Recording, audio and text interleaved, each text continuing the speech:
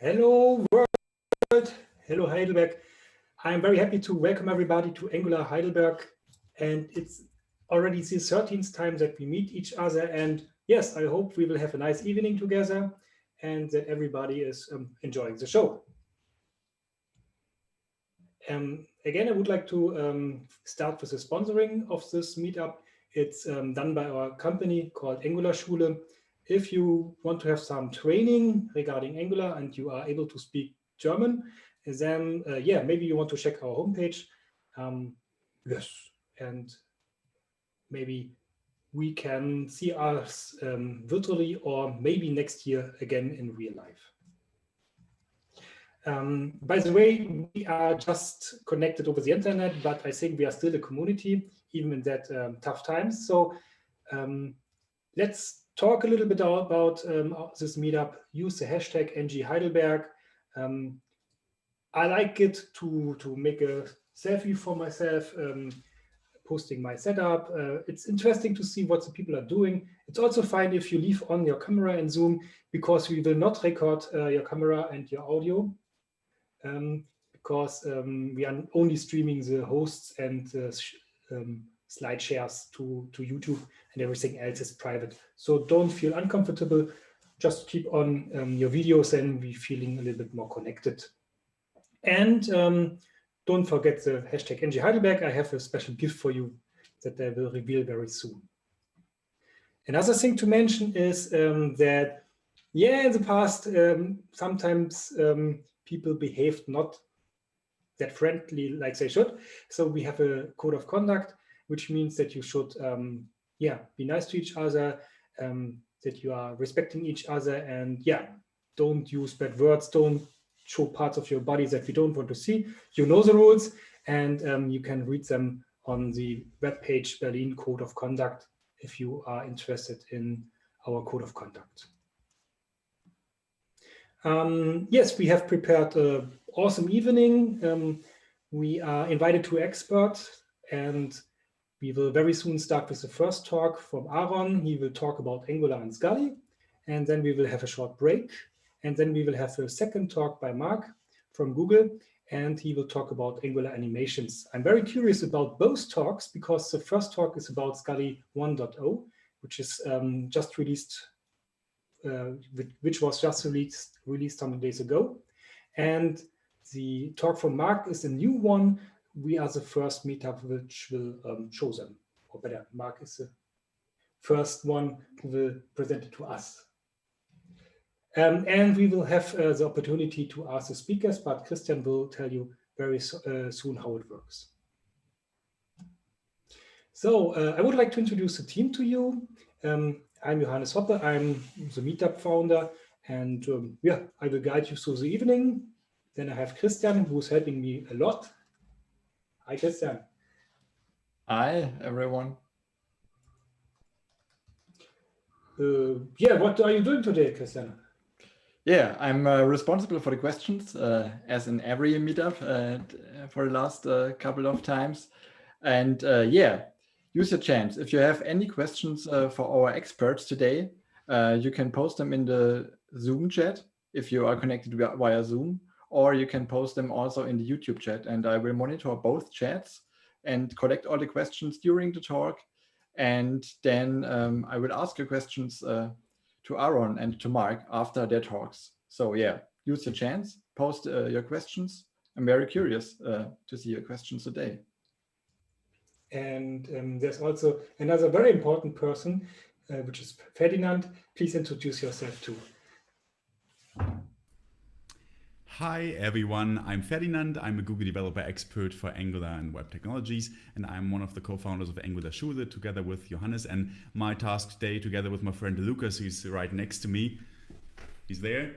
Oh, I think you can't see him, but just the tip of his head. But we're responsible for all the technical stuff tonight. So pressing all the buttons, putting all the stuff on YouTube, and ensuring that all the audio looks fine. So whenever there's anything up there, just ping us and we will take care of it and have fun with our meetup. Thank you very much. And then we have two other, the most important persons for today. The first one is Aaron. Could you please introduce yourself very shortly? Yeah, so I'm Aaron Frost. Everyone calls me Frosty. So feel free to, I have a twin brother, so I also answer to his name. And I've been called a lot of other things as well. So you can call me whatever you want, really, I'll answer.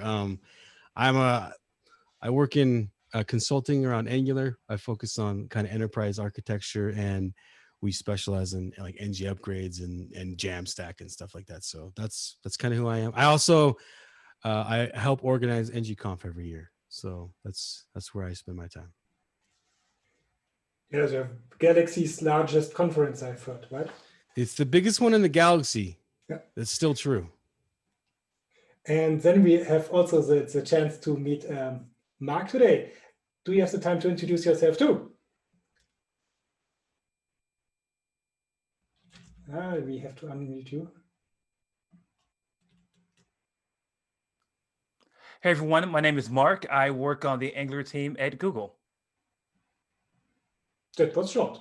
Thank you. And both of them are experts in their field. So Frosty is a Google developer expert, and Mark is from the Angular team. So it's very exciting for me to have two special guests here, which are prominent people from the community. And before we start, I have also a little gift for you for all the German participants. It's very interesting, hopefully. We have written the third edition of our Angular book, this one. It's very, very large. And it covers all topics which are up to date. So we have even pre-rendering inside. We have internationalizations. We have everything, of course, also Redux. And you get the full power of knowledge of 3 people, put it inside this book, and I will give it out to you for free. The only thing you have to do is write a tweet, as I said, maybe posting yourself while you are watching this show, and you have to use the hashtag #NG_Heidelberg, and then we will raffle the winner shortly after the meetup. And then it's your book, and it's really fresh. It smells even nice. So just post your tweet, and you might be the lucky winner.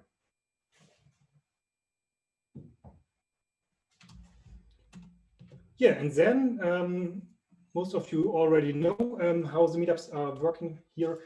So every time where we are meeting, we are collecting some news, and then we are collecting them again and present them in the next meetup. So everything which happened since last time, I will introduce now to you.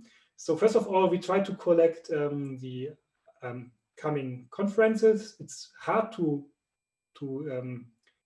realize what's still working and which conferences are postponed or canceled. For example, Angular Connect, didn't happen, obviously. So, but we have found some other conferences. So there's NG Poland very soon, and Enterprise NG, I think, because we have one of the organizers here. And maybe Frosty wants to tell us why the people should come to the Enterprise NG conference. Yeah, so we've never done a conference specifically for enterprise developers. It's largely been talks from the community, talks that the community wanted to give or hear. This one was heavily curated for enterprise clients, for those big problems that are hard to solve when you have 200 developers on a project. And so the talks are kind of focused more for big team, big app focus. And so there's lots of free workshops. There's a whole day of free workshops before it. So come get a free workshop. There's a few days of paid workshops. And then the keynotes are free too. So if you want to watch the keynotes, it's important for the NGConf team to make sure that the keynotes are available for everyone to kind of get the good news from the Angular team themselves. So go get a ticket to the keynote at least as well. And then yeah, so that's why I would go. Yeah, I think that's a good reason. I will definitely join it. I think it will be a little bit tricky because two conferences are colliding on the same day. Same thing happened to us. Angular Rome was already happening now, but maybe everybody is now joining us because it ended very shortly. Then there will be, right after that, NG China. I have never been on that conference, but yeah, maybe we should visit them too. Then there will be Angular App in November, which is very well known. Then there's a smaller conference, Angular Day 2020, on the 4th of December. And I also would like to mention that there will be another one, another meetup in December. We are not sure about the date because usually we invite the speakers and then we agree on a best day. But it will be in the calendar week 51, so not so 1 week before Christmas. And this time we will go for a special format. We will ask all the speakers we had in the past and ask new speakers and ask them to just present one topic in 10 minutes so that we will have a lot of topics right after each other. And I hope it will be fun. So whatever, maybe we will have 10 talks in a row. Let's see. So I will invite everybody who was already here once. And then we will have a big party of small talks. I hope you will like it. And yeah, please mark that week into your calendar already now. Then there will be NGConf in March. I hope it will be possible that everybody can join in person again. That would be great. I think you are crossing fingers too. Firstly. You know what? We're hoping. I mean, with the coronavirus, it's been basically the worst possible scenario for event organizers. So just whatever happens, just know we're trying our best. Okay. So even if you're like, I'm mad about it, just know we're trying to make the least amount of people mad. Like we're just trying our best. So awesome. Yeah. And then we found already another conference, which is also planned for May. And this will be NGXConf, which was postponed, and a lot of people are just invited because they are experts in the field of NGX, which is reactive state management with Angular.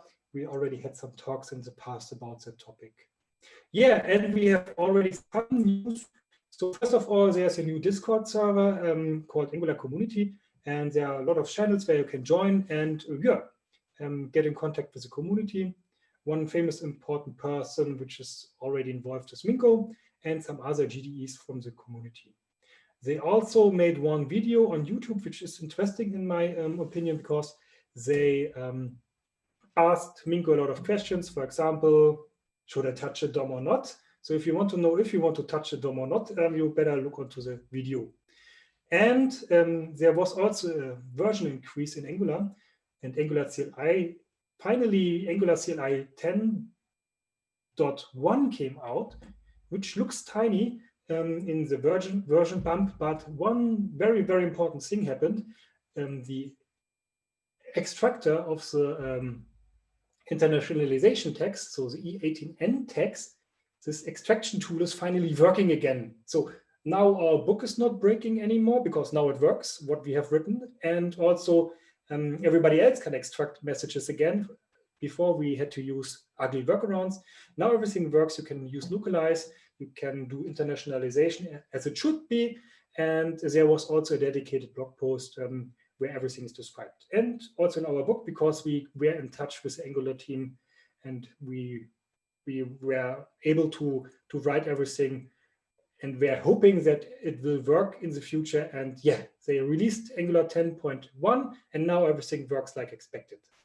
So this should be Angular 10, or this should have been the final version of Angular 10, but now finally it's for me stable. Yeah, and then one other new thing has to be mentioned.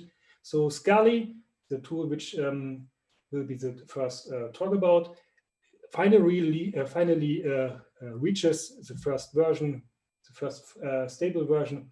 And I don't want to let you wait any longer. I think the best introduction about Scali should be done by one of its core developers, which is Frosty.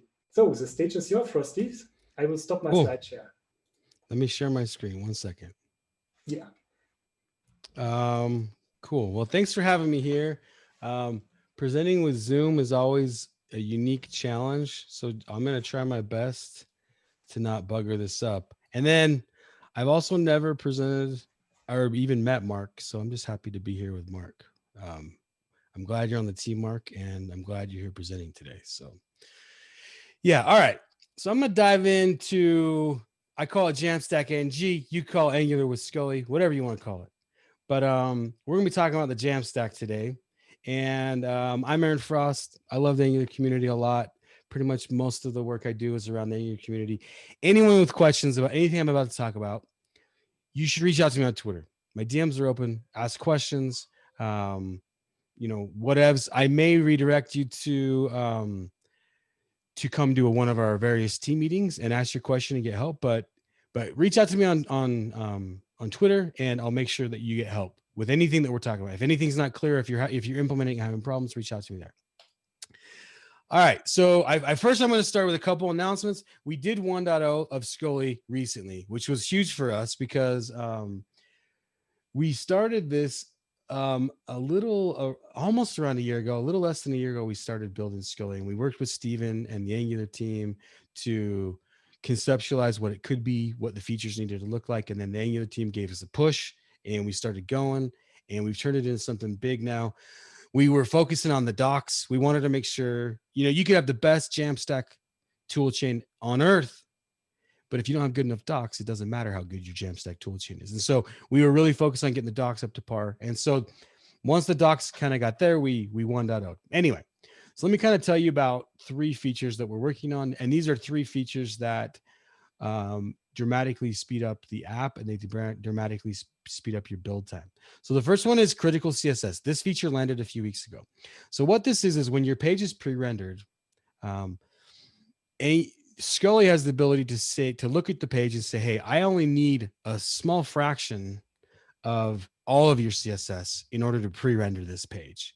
So I'm going to only keep that small fraction I need, and then we're going to lazy load the rest. So it's got a way for you to defer load of your giant, most of us have giant CSS bundles. So now you can only load the stuff needed for the pre-rendered view, and then you can defer load everything else. And it even takes into consideration below the fold, and it removes kind of the CSS for the below the fold content as well. So that's one feature.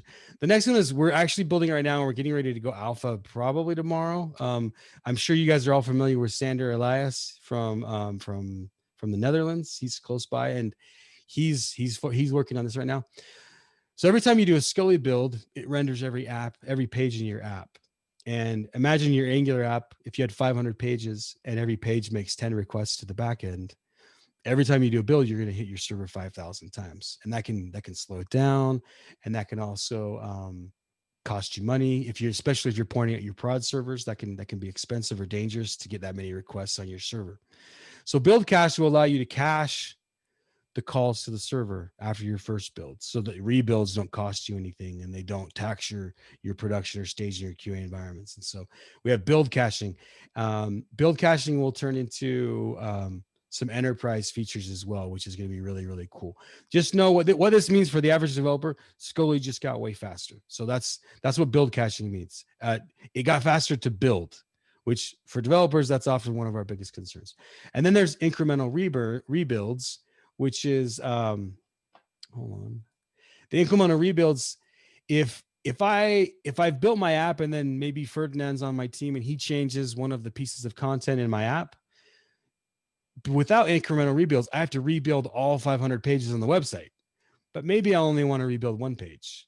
And so incremental rebuilds allows Scully to smartly say, oh, since the last build, the only thing that content affects will be one page. So we'll just rebuild one page. So it will dramatically speed up the build times of your app as well. So there's a lot of integration going on there and a lot of focus on our front on that to speed up build times. Some of our clients are building 30, 40,000 pages.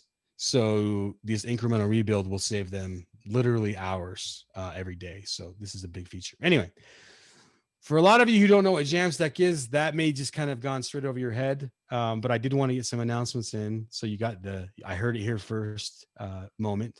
But let me kind of dive into what is the Jamstack. This is kind of the first concept. A lot of us have heard about it, though the Angular community is quite far behind the rest of the JavaScript communities as far as Jamstack goes. And I know a lot of us kind of know what it is, but if I asked you to turn to your neighbor and explain it to them, you might struggle to conceptualize or package the concept of Jamstack. So let me focus on that real quick.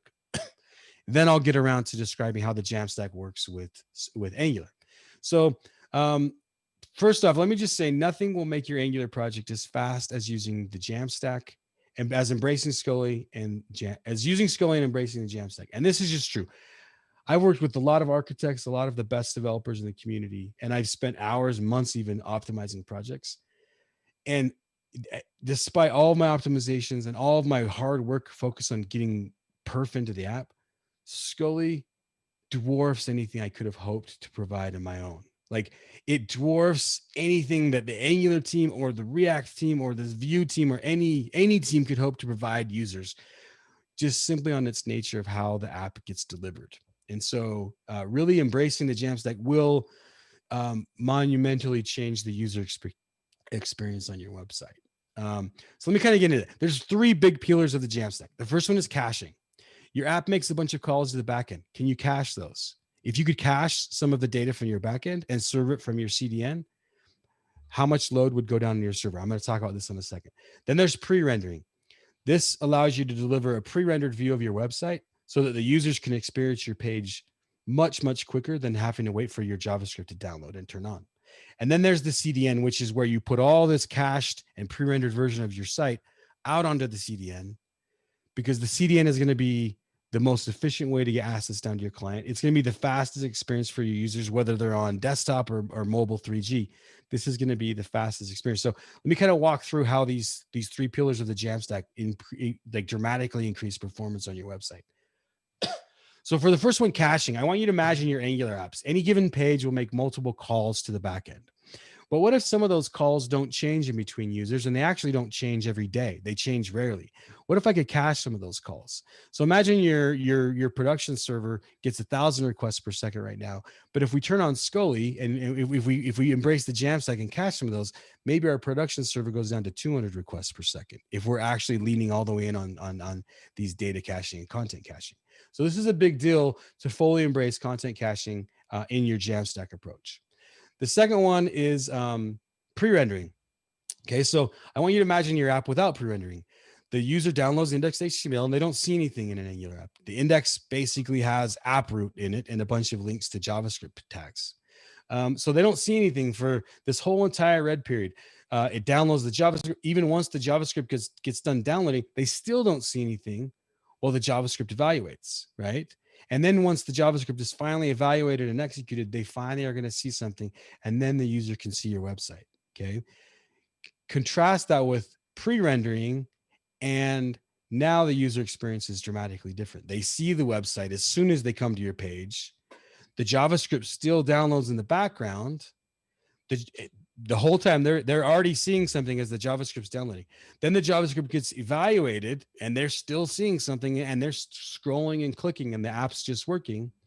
And then finally, the JavaScript version of the website will turn on and the user doesn't really know that happened if you're architecting this correctly. And so this is like a dramatic difference between this experience for your users and this experience for your users. We're talking about, for some websites, I have a client that they make, hundreds of millions a year, and they're seeing a difference of 7 seconds between their Scully version and their regular non-Scully version. And so it's a dramatic increase. I was working on a phone call last night with a client. I don't know how, but their mobile 3G version takes 25 seconds to load. And I was just like, yo, dude, how do you even have clients with that much time? But they do. And so embracing Scully is going to flip their website on its head. It's going to be crazy for them. So this is a big deal. The next one is the CDN. So imagine your website doesn't have a CDN and all your data and all your assets are being served from your server. So any user that's distributed across the globe, they've got to travel around this big blue sphere that we're on, and they've got to come to your server, get the thing, and then the server sends the thing back to their side of this big blue sphere that we're on, right? The big blue spaceship. And those trips across around the spaceship take like a long time to get there. And so it's very, very slow by comparison to a CDN, where the CDN distributes all the assets to their area. And when they want that data, it's already on a server in their area. So it dramatically increases the perceived performance of your website. So yeah.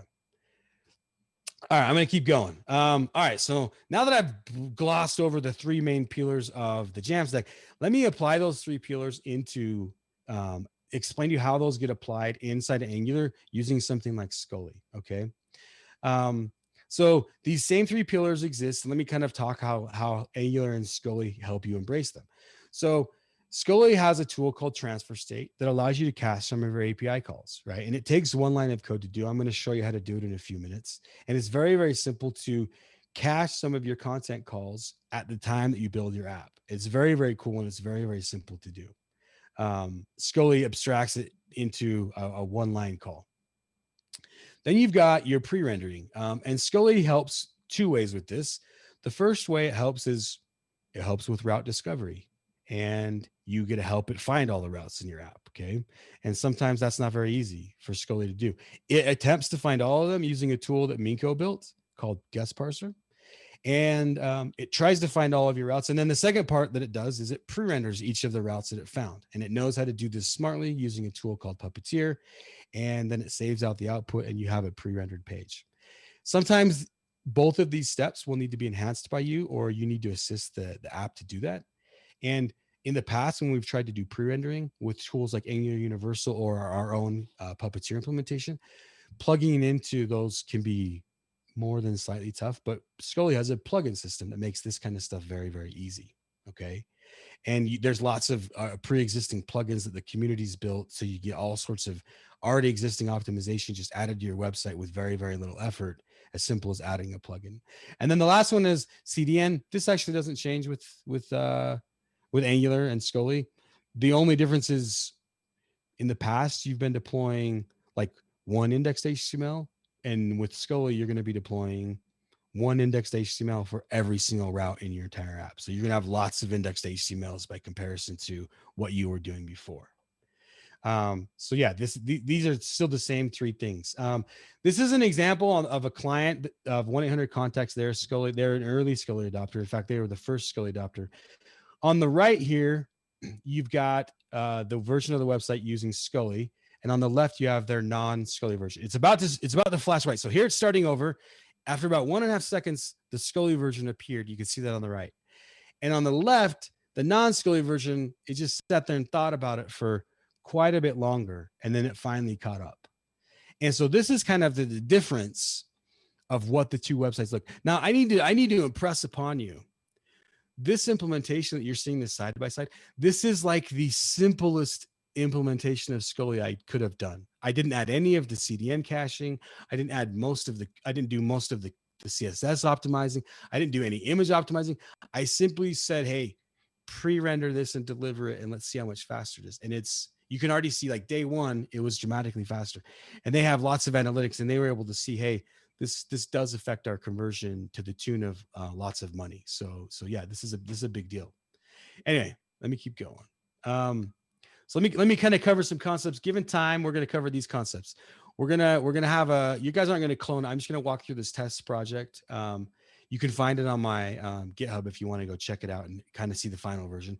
We're going to show off route plugins. We're going to show off render plugins. I'm going to show you how to do transfer state. We'll add blogs so you can have Markdown support. So you can actually author a blog using Markdown, which is what really all Angular developers have been asking for the last 4 years is, hey, I just want to write my blog with Markdown and Angular. I don't want to have to learn Gatsby to do it. So, and then we'll talk about some additional services like Scully route service, lifecycle hooks, extra config, and then we'll do some time for QA as well. So yeah. Anyway, I'm going to pause real quick. Ferdinand, I keep getting requests to admit people from the waiting room. Is that, and I keep clicking admit. Is that cool? Okay. I'm going to keep admitting. Yeah. Okay, good. Okay. I don't know who they are, so I hope I'm not admitting like a bad actor and all of a sudden we get like Zoom bombs. So I'm just hoping I don't mess this up. All right. Okay. So if anyone wants to clone these repos I'm working with, I have a donut app. We have a fake donut store. It's got donuts in it. Everyone's about to get, depending on your preference for donuts, you should get hungry-ish. And yeah, so you can check them out on my GitHub. I'm not going to slow enough for you to follow me. I'm just going to kind of bust through this. But if you want to check it out later, they're out on my GitHub. All right. So let me keep going. Let me walk over my code. Okay. So this is a very simple Angular project that we've got going here. Okay. It looks very much like the default Angular project when you generate a new app, except for it has a few routes. It has an about route, so you can kind of learn about the app. And it's got the home page, which loads a donuts module, which shows you all the donuts. And then it has the donut/donut ID route that loads the singular donut module, which just shows like the actual details for a single donut. So let me show you this app real quick. This is what it looks like. And you're probably like, wow, this looks a lot like that default Angular app when I create a new project. That's because I shamelessly stole most of that design for this demo, just so everyone knows. And I scraped all this donut information from Krispy Kreme's website because I also didn't want to build my own donut API. So I just used a scraper to scrape the donuts from Puppeteer or from Krispy Kreme. So don't hate me. Anyway, this app, it has a list of donuts on it. And if you want to go to one of their detail pages, you can. You want to go back to all the donuts. Like, it's very, very simple app. The only other route it has was be an about route that just kind of talks you through, hey, why did I do a donut store? Well, I wanted to show an app that has Angular. I wanted to have an app that has route parameters, so like the donut details pages. I wanted to be able to cache some calls, and I wanted to be able to add blog support. So that's kind of where we're at. So I'm going to kind of walk everyone through that as part of this presentation today. So let me, and this is the version of the app that is being ng served, right? So this is just localhost 4200. This is the app that, you know, every Angular developer should have. And I just want to show something. I'm going to come to my dev tools, and I'm just going to disable JavaScript. I'm going to do a refresh just so everyone can see, yeah, that app doesn't work without JavaScript. Like, we can agree, default Angular apps don't run with JavaScript disabled, right? So if the bundle fails to download, or if it takes a long time to download, or whatever reason they walked into an elevator and like got cut off, this is what the user sees, right? So I'm going to re-enable JavaScript and refresh just so we can, like, yeah, this is what an Angular app functions like when JavaScript fails to load. So now I'm going to add Scully to my project. Like, all I'm going to do is install Scully, and then I'm actually going to rebuild the app. And you're like, holy crap, that's all he had to do. He didn't have to do crazy amounts of config to pre-render. Like, yeah, we're actually going to pre-render this page without doing anything besides installing Scully. So let me walk you back over the code. So I think I actually already ran the command before. Oh, I didn't run it. Okay. So this is going to take some time. But to run this, all you have to do is say ng add scully.io/init. This is our schematic that drops Scully into your project. Okay. And it does probably 15 steps. And we didn't want to have to give you like, do step 1, do step 2, do step 3, do step 4. Oh, if you're using NX, do it differently. We didn't want to have all that. So we built a schematic that takes into consideration your project or your workspace and adds Scully for you. So that's what this schematic is. I'm just going to run it. It's going to take a long time. What's happening? Oh, yeah, I'm in the wrong project. Sorry. CD. code donut. Okay, here we are. All right. So now let me run this. Now I'm in the right directory. When you're presenting and you do a command and you get read back, that's always like the worst feeling ever. You're like, dude, I'm going to spend 40 minutes debugging my app instead of actually teaching anything. And it's scary. For anyone who hasn't presented, it's scary, I promise. This takes forever. I'll just play a quick song. I only know one song. So don't ask for, I don't take requests.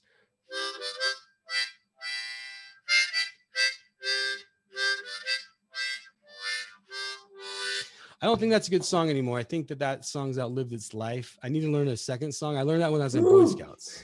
Yeah. So I don't think, I don't really like that song. It's just the only one I can play. I learned it when I was a teenager. So anyway, okay, so we're done.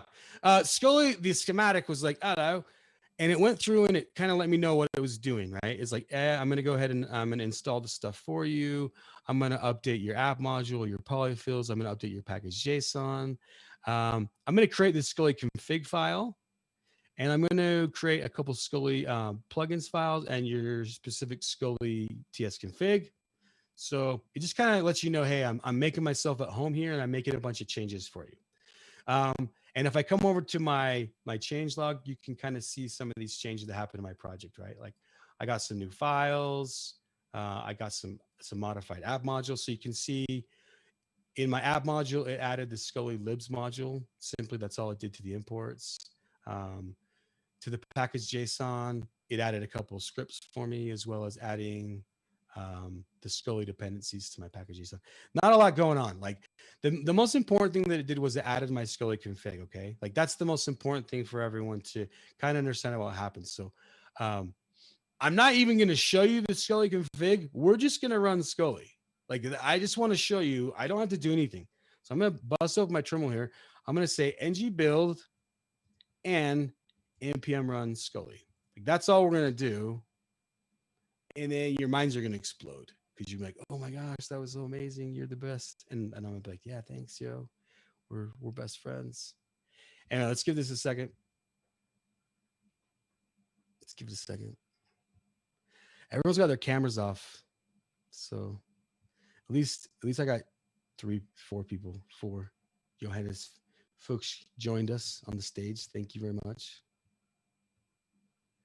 Keep going, buddy. Keep going, buddy. There we go. Okay. So there's our ng build. Now the Scully build's running. And yes, I will allow telemetry. Okay.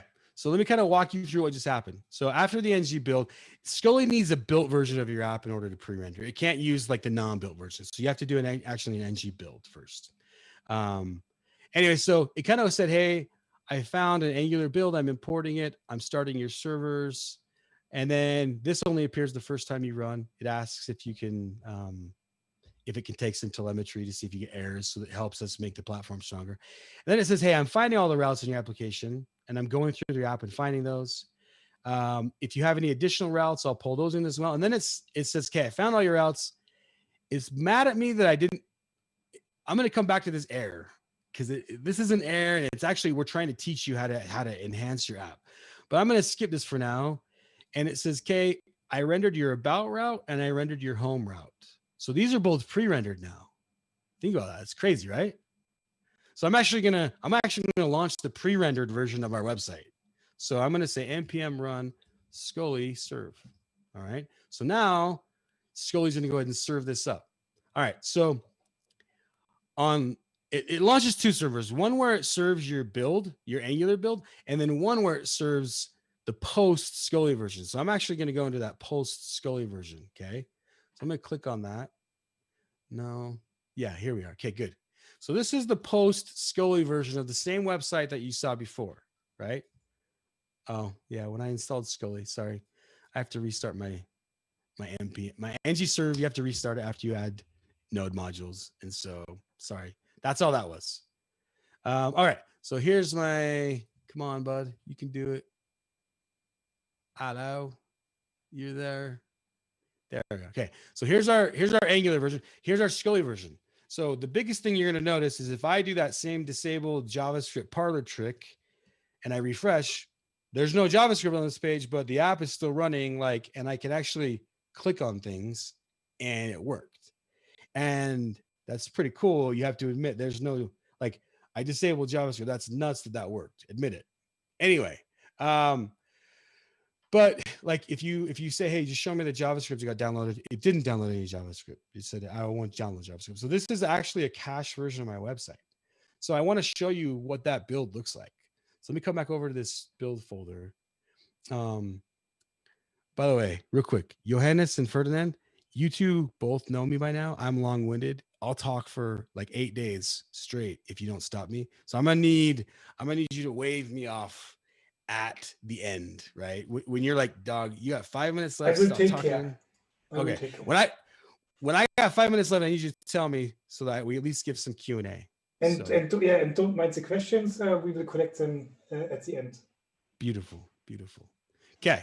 So all right. So in our Scully config, let me open up this Scully config. So here's our donut store config. It created this. There's not a lot going on here other than saying, hey, where's your project root?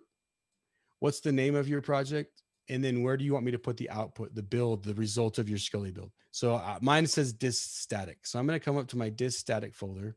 Actually, and if I go to that about route, which is one of the routes that got pre-rendered, and if I format this and come to the bottom, you can see, hey, yeah, there's quite a bit of content in here. It's not just an empty app root component. It's actually an app root component with a ton of stuff inside of it, which isn't normal for an Angular app. I think we can all agree. Normally, you just got an empty app root and good to go. Let me come over to my home page's index.html. And this thing is very much the same. If I come down to the bottom, I've got lots of donuts. Got the strawberry ice donuts. Got the powdered strawberry cream.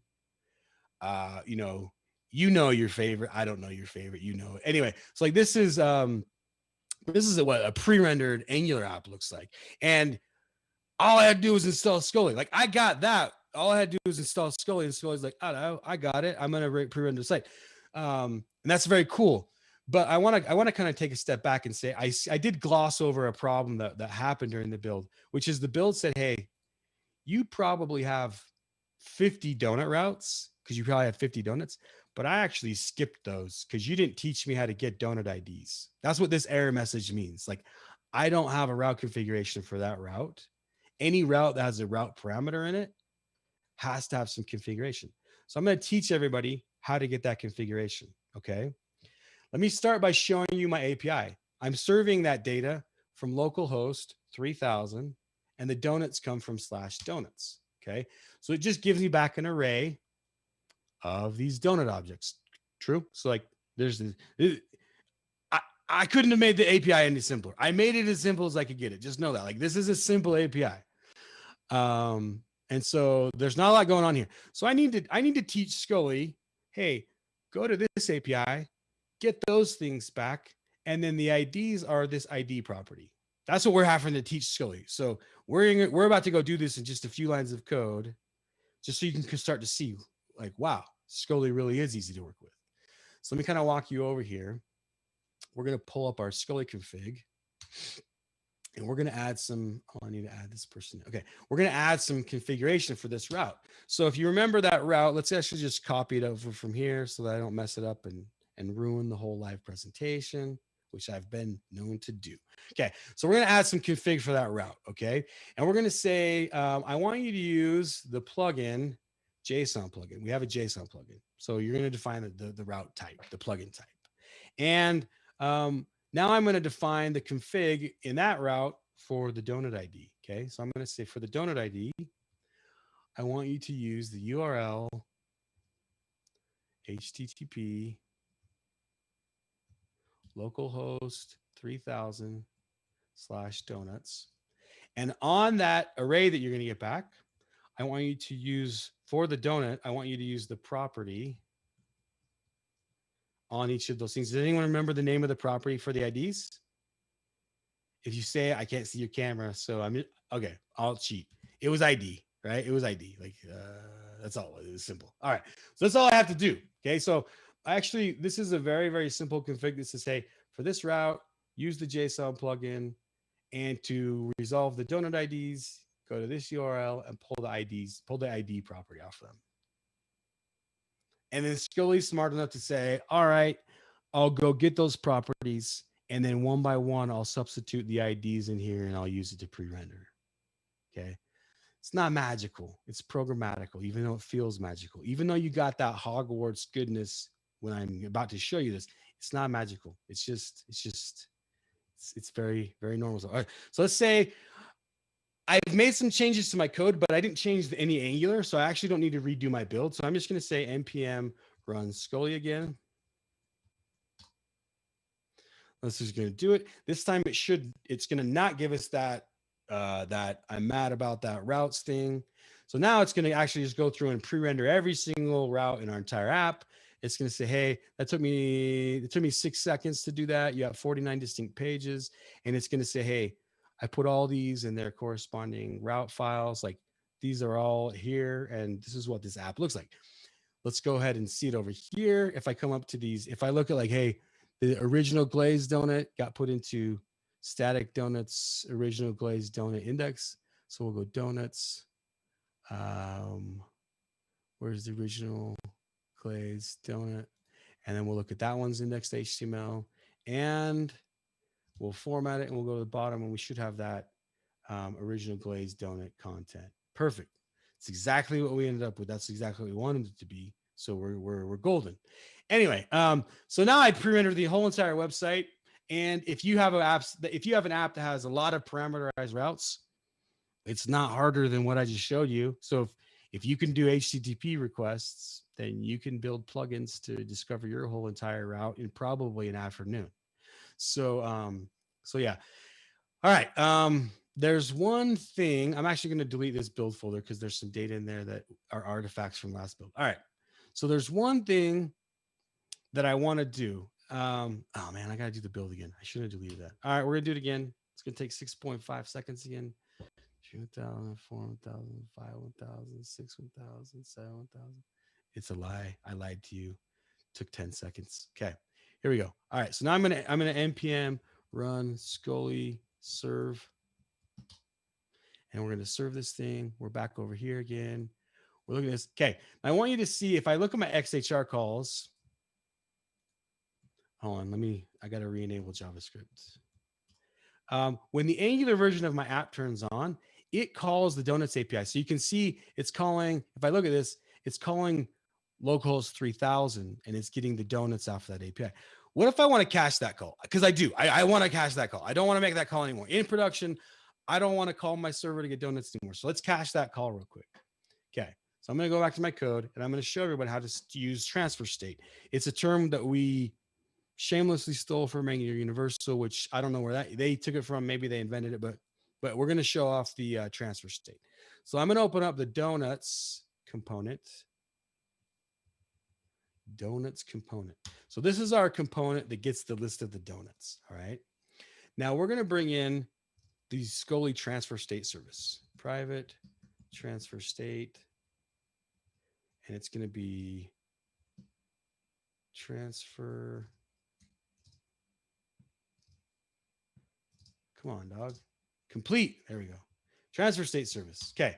So this is the Scully transfer state service. All right. Now I'm going to use this to cache this call so that call gets cached during the build and it doesn't get made anymore in production. So let me show you how simple this is. I'm going to actually make a new donuts observable just to kind of show how easy it is. So I'm going to say const donuts 2 observable is equal to this dot transfer state dot use. No, autocomplete. Okay. So I have to give it two things. The name of the key in cache.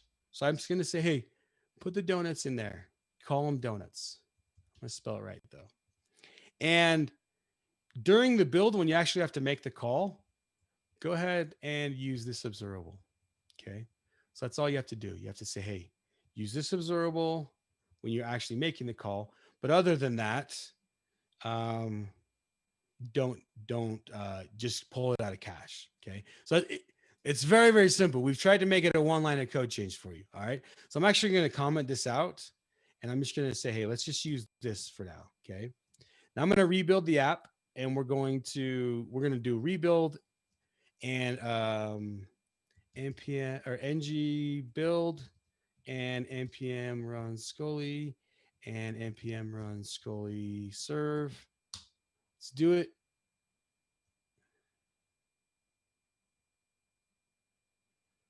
You're done, and then I'll show you a trick in a second of how I develop with Angular and Scully. And we're about to add some stuff that will make this all go faster. So there's my ng build. Here comes my Scully pre-render, and then we're going to serve it. Pre-render. Done. Now it's serving 1618. Okay, come over here, do a refresh. Now, if you look at on this page, you'll now notice there's no more XHR happening, right?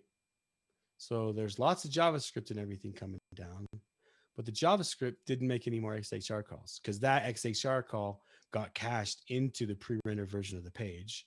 And then when the Angular version of the page turned on, it said, all right, I'll just use the cache version that you cached during the build. So now my homepage doesn't make a request to my backend anymore. So I just cache that call. Let's do the exact same thing for like these details pages. So because each of these details pages, they request and they get their data as well. So I'm going to go ahead and say, hey, let's stop getting those, and let's get them. Yeah, let's get that from the cache as well. Let's come over here, and I'm going to open up, instead of the donuts, we'll do the same thing with the donut. And it's literally the exact same thing. So I'm going to call this donut API. We'll say this is donut is equal to, oh, I got to bring in this transfer state. Private transfer state service. This dot transfer state dot use transfer state. We'll call this donut instead of donuts, and we want to use the donut API observable, okay, which is just this observable right here, and it goes to the API and gets the donut. So that's done. I'm going to redo the exact same command we did before. Actually, I'm going to show you real quick. Here's how I do this when I'm building. On one side, I say ng build watch, right? And then over here, I say npm run Scully serve watch. And now this will do a build with a watch on it. Come on, dude. Sorry, it errored because the build deleted the results of the. Oh wait, hold on. npm, maybe I don't want to do a serve watch. npm run Scully watch. So this will, anytime I make a change in my Angular code, it'll rerun the build for me, which may be what you want to do. I'll just kind of show that happening. So I'm just going to change my Angular, hit save, which will force the JavaScript to rebuild, which then forces the Scully to rebuild, okay? And then I'm just going to come over here and I'm just going to run a, I'm going to say, oh man, I need a fourth tab. Beautiful. npm run Scully serve. So now we're just going to run the server that serves it all off of 1618. Okay. Oh, maybe don't do that. Maybe sorry. The watch is already doing it for me. Yeah, my bad. Okay. So the watch already does the serve for me. Okay. So over here, now if I come to this details page, the details page doesn't make a request anymore. And I can go back to the home page, and the home page now made a request for data.json. So it's not talking to the API, but it is getting the data for the donuts, but it's getting it from the CDN. So this is optimization where the data is now coming from the CDN, not from my API anymore. So I've cached all subsequent calls to the server. Anywhere I click is going to get another data.json and another data.json and another data.json. Okay. They're all going to get data.jsons, but that's because the transfer state plugin caches each call for each individual route into the data.json call, so that everything that you intend to cache gets put out on the CDN rather than making you go to the server. And then next time you rebuild it, it regenerates that cache. So that's kind of that. Do I have any time? Do I have enough time to kind of add a blog just so I can kind of show off the blog stuff? Yes. So Okay. usually your time would be done now, but I stressed a little bit my time. So feel comfortable to have 5 minutes more. Okay, I'm gonna take 5 minutes. Yeah. Thank you and sorry. Okay. No, so if no, anyone, it was me. Okay, cool. So if anyone has an Angular project and you want to add Scully to do blog support, it's as simple as doing ng generate at Scully.io init, and I'm just going to say blog. Okay, this is going to run the blog schematic. So this is going to set up our project, have some blog stuff in there. It sets me up with a blog routing module. It modifies my app routing module, and then adds a new configuration for blogs into the Scully config. So if we look at the Scully config, it added this in there. So now I have a content folder plugin that will read my markdown files, right? And where do I write my blogs? Well, just up in this blog folder in Markdown, right? So I can call this whatever I want. Let's change publish to true. We'll say the slug is ng Heidelberg. Yo, did I spell right? Absolutely fine. Wow, nice. I didn't think it was going to work. All right, cool. Jamstack ng. Sorry, let me take the S out of there. With ng Heidelberg. Okay, so I'm gonna go ahead and I'm gonna render this site again. Okay, so now when it actually maybe already pre-rendered. Let me see, did it render this time? I don't think it did. So maybe it did. Let's go look and see if it's in the dist folder. We got blog. Okay, so it didn't re-render the blog. So I'm actually gonna do this, and I'm gonna tell it to run the Scully build again with the watch. See if it picks it up.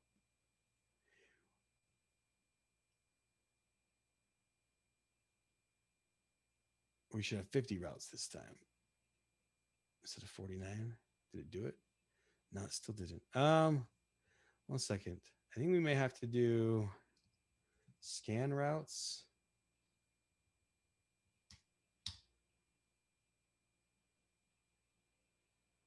To make a rescan for the routes. Yeah. That's what it was. Okay, now we should have 50 routes. Okay, now we had 50 pages delivered. One of them is the blog folder, and it rendered blog/ng Heidelberg, and here's our blog. If we come down to the bottom, we'll see our content in there. ng Heidelberg, or Jamstack ng with ng Heidelberg, got an H1. And yeah, if you want to check that out in the app, are we still serving? Yeah, we're on. Okay. So if we go to blog/ng Heidelberg spelling. Okay, yeah. So this is what, like, it's not very styled though. Like, you still have to be a good developer. Like, you still have to make your blog not look crappy, right? Like, that's on you. But it actually, you can now author your blog with markdowns, have it hosted on wherever you want to host it, and using everyone's favorite blogging language. So yeah, there's a lot more to learn about this. So let me just kind of say, hey, if you have any questions, I'm going to give everyone some resources to use. Go to Scully.io. This is our website, and our docs over here are really there's a getting started and like creating your blog. The getting starting module should take you through installation, building, server, give you some tips to keep going. And then if you're like, hey, conceptually, I don't fully understand it, we have some concepts sections. Maybe we can walk you through all the different plugins that are in the app. And then there's just the reference to kind of go through like all the. So go to Scully.io, another really good place. And hopefully everyone is joining the Angular Discord. If you're not, you just go to discord.gg/Angular. That will take you to the Angular Discord. I'm already on. Why are you treating me like I don't know? Discord. Open Discord. Okay. So like this Discord over here In the Angular one, there's a Scully channel. Okay. So if you want to get questions, if you have questions about Scully as far as topics go, there's people over here who will answer questions. They're here all day. Sander, who's one of the core team members, he'll walk you through it. There's tons of community members that are doing it. They'll walk you through it. And then we also have weekly office hours where you can join us online, where we'll solve any project, any problems you have in your project. We'll jump on and solve them with you. So that is the prezzo. Reach out to me at Aaron Frost on Twitter, Aaron at hero.dev, and I'll try and take care of your questions or help. Make sure your team is successful with the Jamstack. That's what I want to do. So reach out to me. Done. Thank you. Done did it. Thanks, Frosty. Is there any time for questions, or should I stick around to the end of Mark's? No, it's we are now ready for the questions, right, Christian? Okay. Yeah, we have a lot of questions. Yeah, a couple of questions. So I think it makes sense to show them. So let's start with the first one. I just submitted. This one is from Johannes Fuchs. He is asking, are there any cases where you would not recommend to use Scully at all? Yeah, that's a really good question. I don't think it makes sense to use Scully for apps that are behind a login page.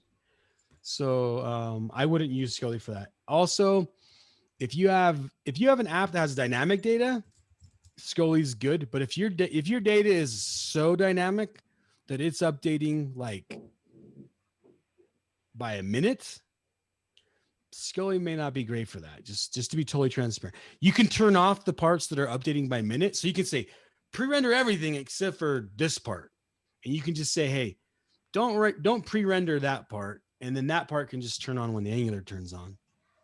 So you can cut it up, but like wicked dynamic apps, which is not what most of us are using, probably not good for Scully.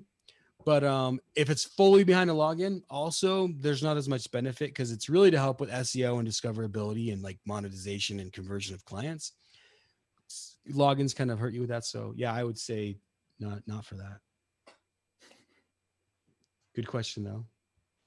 Ferdinand, we're seeing your We're seeing the wrong screen. yes. He knows. Okay, I'll just go on and yeah, okay, Yeah. everything is fine again. So yeah, thanks Frosty for the first question, for answering the first question. Then we have another one. I think it's someone who tried to include Scully in his project right during your session. And there was an error, and I already Googled it. I just wanted to give you the opportunity to explain it a bit more in detail, I think. But yeah, if you have an Angular project and you install it, it depends a bit on your Angular JSON settings. There can be an error that says your distribution files aren't dist. Please change that you include a subfolder. It's a question from Thomas Scottwick. So Thomas, if you have a version of an Angular project that was created with an old version of the Angular CLI, an older version of the Angular CLI, put the output of your build just straight in dist. It wasn't forward thinking enough to try and support multiple projects in one repo. Now the Angular CLI is trying to support multiple projects in a single repo. And with that, your project will go into dist/build or dist/app name. And so if you have a version of the app that was built a long time, you created it with the CLI a long time ago, you're going to need to modify your angular.json so that it builds your Angular app into dist/app name instead of just straight into dist. And so as soon as you do that, everything will just work. It's a minor change. You may have to retool up your CI/CD if you have one, or like your GitHub Actions or your Netlify, wherever you're hosting this. But it's not too complex of a change once you get to that point. So yeah. So good question. Great to know. And then we have a question from Johannes, actually. Johannes asks, will there be a commercial paid version at some time? How do you plan to monetize Scully? Or will it be free forever? So Scully will be free forever. Like when we partner with the Angular team's like, yo, we're going to give you a little push to get going, but then we want it to just exist. And one of the things that they said is a must is this has to be this has to be free for forever. And we're like, done. So Scully will be free for forever, no matter what. And the bigger you get, there's some really hard problems to solve that even the wicked awesome plugin system makes is still difficult even with plugins. And so some of those are going to take a lot of focus for a lot of people. So we're going to offer some enterprise features that you can opt into, but we're always going to try and have a free version of that feature. Like if you could, let me give you an example. The remember I talked to you about the build caching at the beginning of the presentation. We're going to cache the calls to the API. That's pretty cool. We're going to give that to you for free. But imagine if your whole team, imagine like Christian, you and I were on the same team. Mm-hmm. You do a build, you have to hit all the APIs and get your cache built.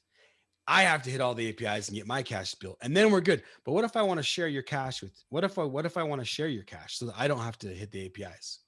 Or what if I want the more important one is what if I want the build machine to persist in between builds, the cache?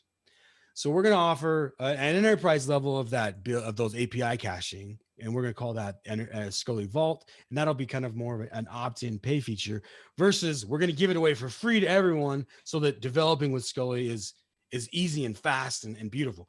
And so we're going to, and just like that feature, we're going to have several where we're giving it away for free, but there's like a little bit better version that enterprise clients can opt into. And the licensing costs will be minimal compared to the amount of time it will save. So it will be free forever, but there will be some features to monetize it. And technically we're already monetizing it. Like just so everyone can feel comfortable with like the longevity of the project. We already have lots of big clients who are paying us to help them implement their Scully. So like, not because they're not capable or because it's difficult. It's not difficult. It's easy. Just they don't have time, right? Like they're like, hey, I need this money today. I need to have a better website, but I don't have time to take my developers off of their project and do them on Scully. So why don't you just do Scully? So it's already turned into like a business. It's similar to how Ionic has monetized Ionic. Like they build a framework around Angular and it's beautiful. It's very, very similar to that if you want to think of it that way. Yeah, and it's very similar to the way Narbol works with NX and NX Cloud. Yeah. I think it's the same approach with the NX Cloud distributed caching. So it sounds really good. Yeah, very reasonable for enterprise customers. So yeah. Then we have another one. It's an anonymous question. What are your plans for Scully 2.0? So one of the biggest features that we want, I'm surprised you guys didn't answer this question yet. The number one question I get is, and Ferdinand and I have kind of headbutted online a little bit, is why would I use this instead of Universal? Like this is a question people ask a lot. Mm-hmm. Like even in a presentation, I'll get it asked 5 times. And so like, it's a big question. One of the biggest features we want for 2.0 is we're going to add an option, like, so you can have the Puppeteer renderer, but we're also going to give you the universal renderer if you want that as well.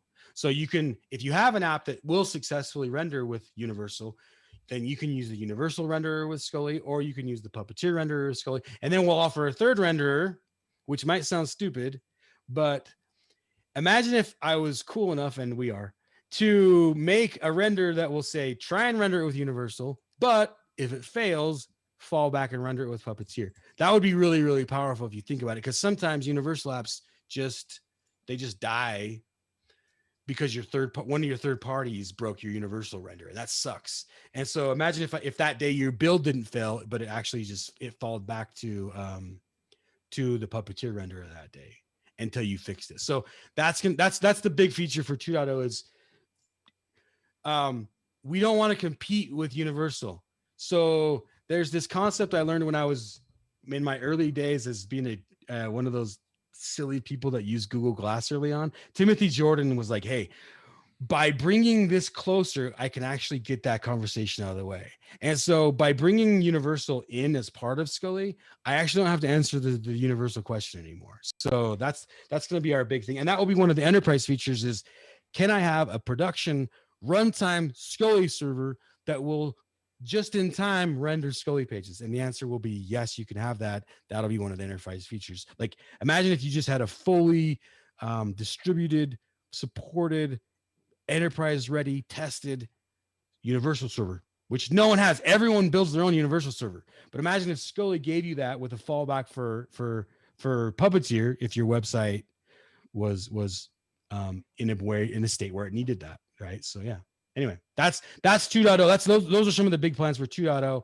But I think always is we're going to have the biggest focus on documentation and making sure that people can learn how to do this stuff. So as well as once we get some bandwidth, we want to build some more plugins because we have a lot of plugins built by the community.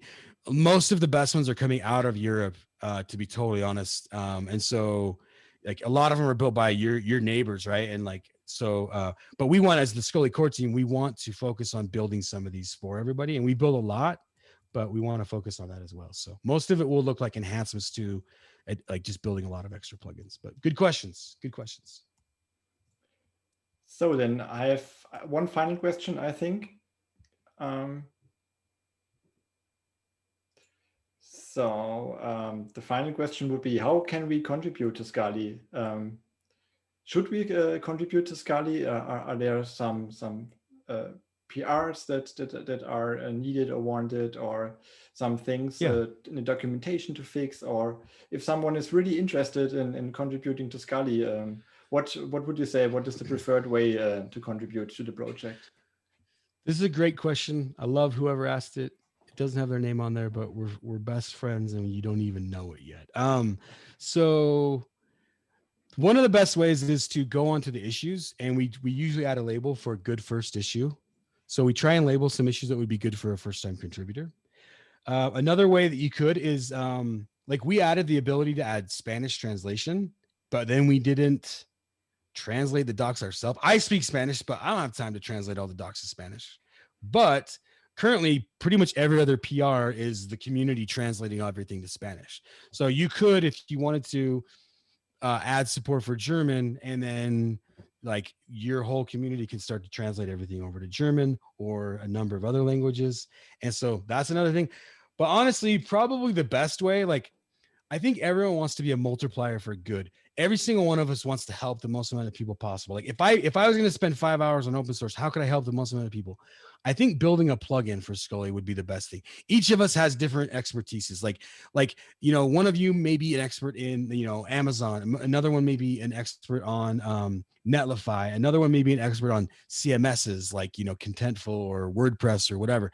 Like whatever your expertise is, find a way to add a plugin for Scully and then publish it out there and pull request to the Scully docs a link to your plugin. Okay. So just kind of build the ecosystem around Scully. You have to realize React with Next and Gatsby, they've had years head start on the Angular community. Years they've been doing Jamstack, where the Angular community, we only heard the word and didn't know what it was. So we've got a lot of catching up to do. So I would say probably the biggest way to do a multiplier is pick a highly targeted area, like at CMS or something, build a plugin for that. That's what I would recommend.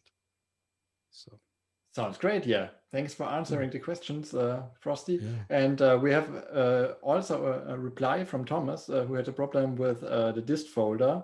And the problem is solved. So just by changing the output path, so we could solve his problem live in the Q&A session. And I think that's wonderful. So that was all from me from the question. Cool. So thanks very much. Yeah. Thanks, everybody. Appreciate it. Good luck, Mark. Thank you very, very much. It was a pleasure to enjoy your talk, to listen to your talk. And we are a little bit over time. I'm so sorry, but it's hard to cut it when it's going to be interesting. So thank you very much for being here. I know you have some office hours, so feel free to do your next job. And usually I would give everybody a short break to get yourself a coffee or somehow. But because Mark is also short in time, we will skip the break for today, and we'll right now start the next talk. Mark, are you ready? Yeah, no, but Ferdinand will have to push some buttons, but generally you are ready to go, right? Excellent. So please feel free to share your screen, and then we will give you the final go to start the next presentation.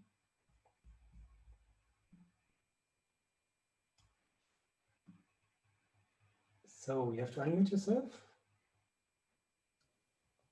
Okay, folks, can you hear me okay? Perfect. And I'm really excited for your talk. So we shouldn't wait any longer. Yeah, the stage is yours. Okay, listen, everyone, I'm so grateful to be here. Thank you for having me. Shout out to Frosty for an amazing talk on Scully. I didn't know much about the Jamstack before now, but I'm super interested in it, and I can't wait to dive in deeper. So my name is Mark, and I'm on the Angular team at Google, and today's talk is called Angular and the Joy of Motion. Let's dive in. A little bit about me, though. I love to code and to teach. And as a developer advocate, I'm sure that makes a lot of sense now. And if I could have a dream job, I'll tell you that that dream job would be to be a professional cookie taster. So that's really my jam. Let me tell you a story. All right, so this is my kid. I call him the heir. And I say he's the heir because he's the heir to the Thompson fortune that may be coming at some point in the future. But what's really interesting is that he's 3 years old, and here's what he said to me. He said, "Dad, your apps are boring. Can you make a more fun app?" And I thought about that, and I said, you know, my feelings are quite hurt that a 3-year-old thinks that my apps are boring, but I want to tell you something else. Yeah, he's right. And let me explain to you what I mean by that. The reason I say that he's right is because usually as an engineer, what we focus on is the functionality and implementing things and just getting it done. But I bet you there is something that we could do to make our applications a little bit more interesting, or as the heir would say, more fun. And that is animation. Okay. I know when you think about web and animation, some of us are going to go all the way back to our 1990s MySpace pages with animations flying all over the screen, or you might be thinking about Flash. But I want you to think about animation in a slightly different way. Here's what I want you to think of. OTD. Okay, I want everyone to type OTD in the chat. So if you heard me say OTD, I want you to type it in the chat. OTD. And here's what an OTD is. It is an opportunity to delight. Now, when I say opportunity to delight, I'm talking about delighting our users. So people who are using our applications, we can use animation to give them a more delightful experience. What are some of those opportunities? What are those OTDs? Well, app loading. So sometimes we have an app that loads really slow. Now, Frosty just showed us some amazing speed in the Scully app, but there are still times where you'll find some applications that load a little slower. So maybe showing an animation during that time could be helpful. Here's another opportunity to delight your users. Maybe you make an HTTP call that is a little bit slower than you would like, so you can throw an animation to let the user know that something is happening, even though your application is still just waiting on that data payload to be returned to you. All right, and then you got page transition. That's another really cool thing, going from one page to a different page and how you can use that to delight your users. And you can do things in menus. I'll be honest with you, there are a ton of opportunities to make your applications delightful with OTD. Now, the great news here, with this being an Angular meetup, this is a really awesome insight. Angular has first-class support for animations. And you may say, well, Mark, what does that mean? Here's what I mean. CSS animations work really well in the browser. There's really great support. But then there's the there's the Web Animations API that interfaces with those animations. And guess what happens? Angular works directly. It's built on top of that Web Animations API. And the best part is that you're going to get performance parity there, meaning that you are not going to have some type of additional overhead in your performance with your animations, which really makes animations with Angular really compelling. Because one of the things that I love about it is, as you'll see as we create them together today, they become really expressive. And when it's really expressive, that helps us to read our code. So here's the next question you're probably asking. Great, so can we just skip CSS animations altogether? Can we just throw them out, put them in the bin, and just move on with our lives? Well, I got a surprising answer for you. Yes. No, I'm kidding. No. You actually cannot just throw away Angular animations. CSS animations here. You can't just throw them away. And here's why. There are going to be some times where Angular animations make a lot of sense. And then there'll be times where CSS animations make more sense. And when I say that, here's a couple of examples, and we'll see some maybe later in this talk. If you need really fine-grained control over the start, stop, and progress of an animation, well, Angular animations might be a really good fit for you. If you want to know when an animation ends, for example, if you want a really declarative way to design your animation so that way you can have a really clear way of understanding what's happening from state to state, this is another compelling reason. If you think about CSS, one of the things that's super cool is the keyframes and animations properties that you can use. But what gets kind of challenging is that when you're designing transitions between animations, it's a little bit hard to figure out what the flow is as they become more complex. But because of the expressive syntax that we'll use in Angular, well, something like that becomes a little bit easier. And what you'll want to do is really choose the best tool for the job when you're doing it, and it'll reveal itself to you. And we're going to see some today. Let's talk about how animations actually work. In your component class, you need to define what's called a trigger. So this comes in, this is a function that's provided from the animations module in Angular. Next, inside your trigger, so you have your trigger. Inside that trigger, you'll have what's called some states. And these states will allow you to define styles when an animation has entered that state. So let's say we're animating a div tag. Once a div tag enters a specific state, we can define what style should be applied at that point. So inside our trigger, we can define our states. But there's another thing we should define inside our triggers if we want smooth animation. You want to define a transition.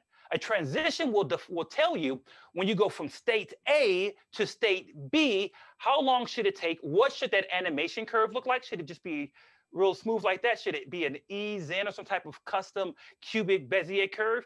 You have some options there. You define that in your transition with the help of an animate. So the animate is where you get really, really fine-grained detail there about, okay, this is exactly how long it should take. Here's what that curve should look like. And then inside the animation, you can even provide styles. Now, this is a high-level idea about what these actual functions do. But as you go into your animations, here's what you're going to find. There's even more detail that you can add. And if you want to explore animations, there's a rich API surface to explore with Angular animations. So what are we waiting for? Let's jump into a demo. Now I have a project that I'm just going to open up. I'm going to go to my app module for my application. The first thing that we have to do if we want to have any animations in our application is, if you see on line 2, we need, let me make this a little bit bigger. Okay, that's a little bit better. Okay, great. We need to bring in the browser's animation module from Angular Platform Browser Animation. Then we have to include it in our imports. You do this step, we are ready to go. There aren't any other steps we have to do to enable animations in our application. So let's run our application and see what this will look like for our application. Now, if I do an ng-serve from this project, it's going to spin up my local development server, which I know you folks know that I'm a big fan of the Angular CLI and all the power that it gives you and how it boosts your productivity. So while this is building, we're going to look at an example that we're going to build together with the actual animation. So we're live in port 4200. Let's go into our application. Okay, so I'm going to zoom in quite a bit. Now here's my box. Okay, that's nice and crisp. I love this. I have some buttons here that I want to transition this box to those animations. So I want to say, well, when I click this button, I want the color arrow blue to smoothly, beautifully transit. I want to delight people with this box. Let's see how that works. To get started with that, I'm going to go into the component. So I have my box component here, and I'm going to jump right into my component class. Now, in my component class, what's the first thing that I said we needed to do? Well, I said we need to define a trigger. Remember this part, the trigger? Well, the trigger is going to be very important here. So now we're going to work on this trigger. This is the part we're going to do now, this trigger. To bring in the trigger, I'm just going to go into the component metadata. I type in animations property here. It takes an array because you can define multiple triggers, multiple states. You have a lot of flexibility here. I'm going to define a trigger. I'll import it. And as you can see, where it imports from is Angular/animation. One thing that I did not have to do was an ng add to enable animations here. This is already a part of just the Angular package, so you're good to go from the start. Now inside my trigger is a function, and my function needs a couple of things. It needs a name. So we're going to say the trigger name this is going to say animate box color. That's where we're going to start off, animate box color. From animate box color, I need to define what should happen. What should happen here? So the first thing, we don't really have our transition defined yet because we need a state. So let me say that one state that we'll start with, let me change these. I don't want everybody yelling at me. I know single quotes. Don't be upset with me. I changed it back. Okay, so we have our state, and then inside our state, we'll define a style. Okay, we're cooking. We are cooking. You see this? And as you can tell, I'm just importing all the things that we need. So the first state, we can just call this state, you want to go to blue, because that's a blue color.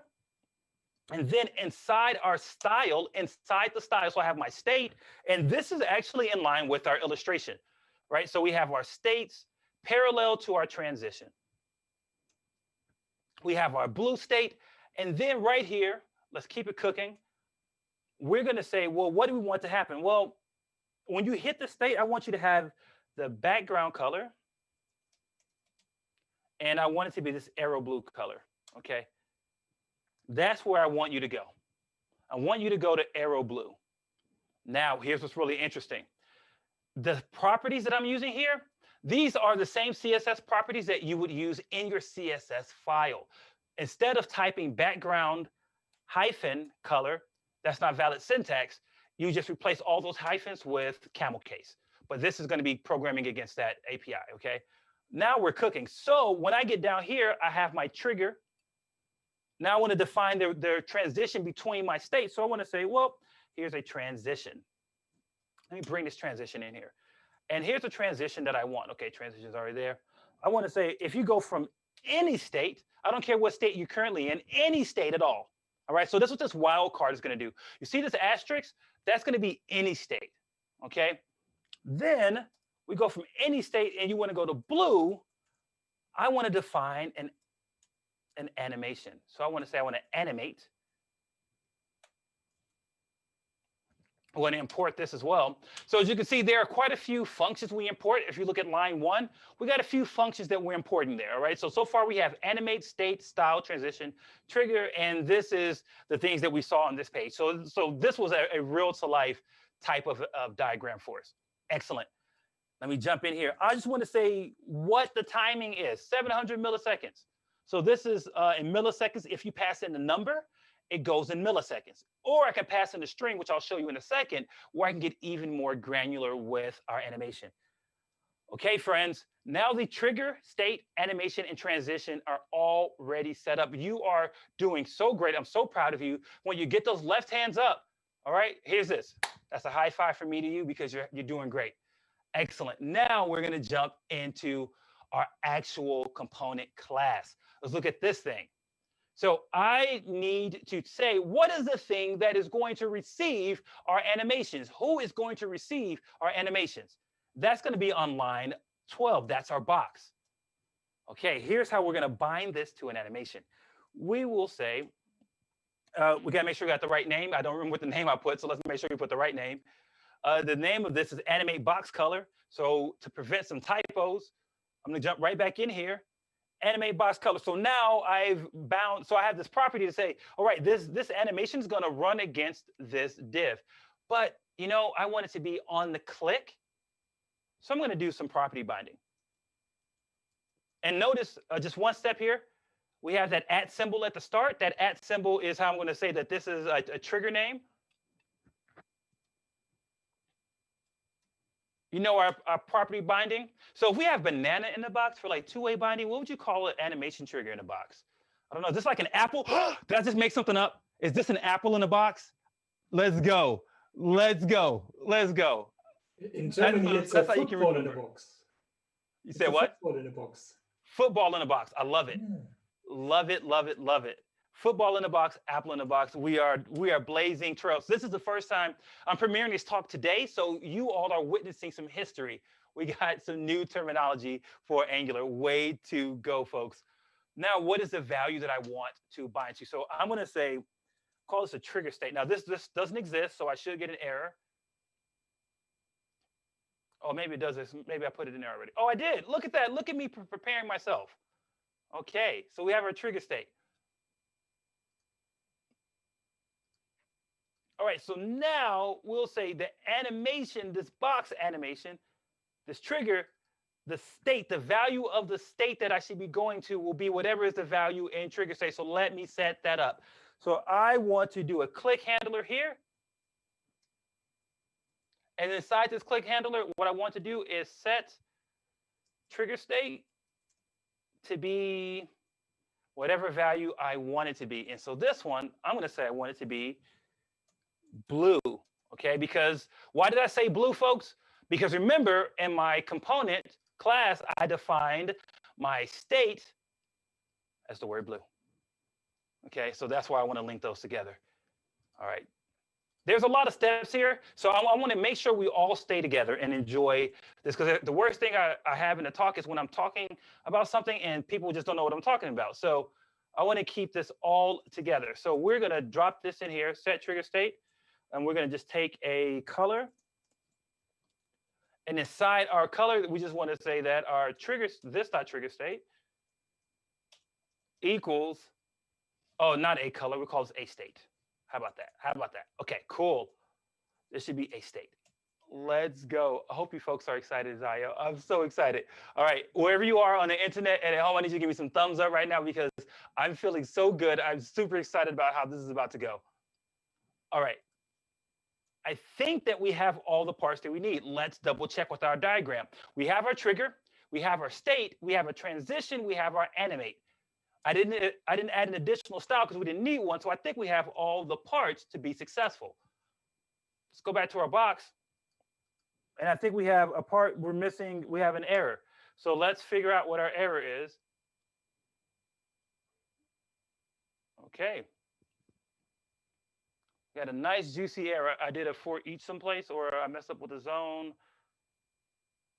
Let's see here. New animation trigger for, okay. All right, let's solve this. Let's make sure that I didn't put something that shouldn't have been there. So my transition, I think this is the problem. This is the problem. You know why? Because this should be an array. Because I can have multiple things happen during my transition. That's a very important step, but that's how you have to do it, okay? So that should have been an array. So that's why I kept saying for each, right? It was trying to go through each of the animation steps, but it couldn't. Ooh, debugging together, fam. Friends, we're having a lot of awesomeness happening right now. Okay, we can get rid of this right now. Now let's go back, and we should be back at our box. Did we save everything? Make sure all our files are saved.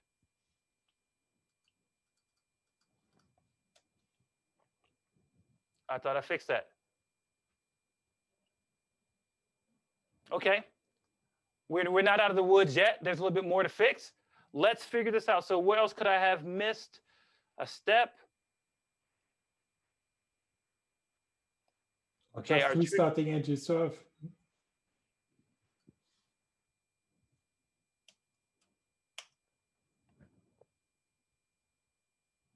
That's why I like having good friends, because I bet you that's what it is. Sometimes the live development server gets a little jammed up and you have to restart it. Okay, now let's try. My demo is definitely, that's a good guess, but let me try one more time and just see what's happening. Come on, box, come back to life. I care about you. Let me see if there's any information in the ng-serve that can help me. Let me do a file save all, in case there's a, nope, they're all saved. Okay, friends, let's not give up on each other. So let's back up a little bit. Let's make sure that we have everything nice and tight here.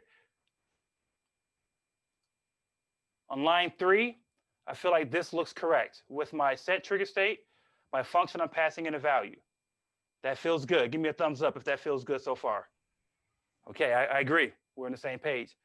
I'm doing a binding to this variable, this property on the class called trigger state. This binding looks correct to me. This animation state also looks correct. So let's go back and make sure.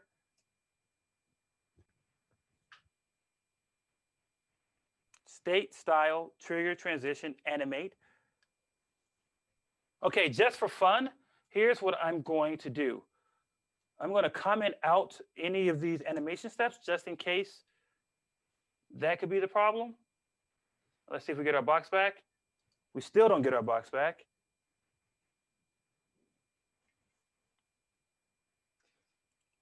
And I wish there was something here that could help us.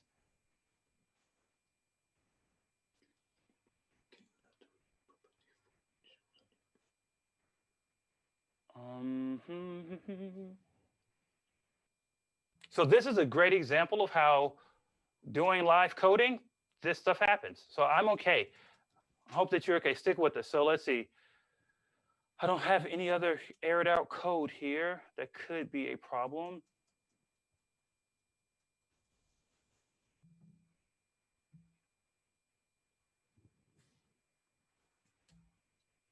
Yeah, next thing, please uncomment all the animation array, and then we will see if it's not breaking anymore, and then step by step, right? Yeah, we do that. That has to be it. So we'll comment out all of these. Ah, here's the comma, you see? It says undefined. Line 16, my friend. Now it works. Okay, let's try it. No, this is unprecedented. Unprecedented. But that's okay. That's not the end of the world, because we can figure this out. And once we figure it out, we will be off to the races. So I'm not worried about that part. What else could it be? Let me do one step. Let me take out the state, make sure that the state isn't the problem. Okay. So it was our state that was the problem.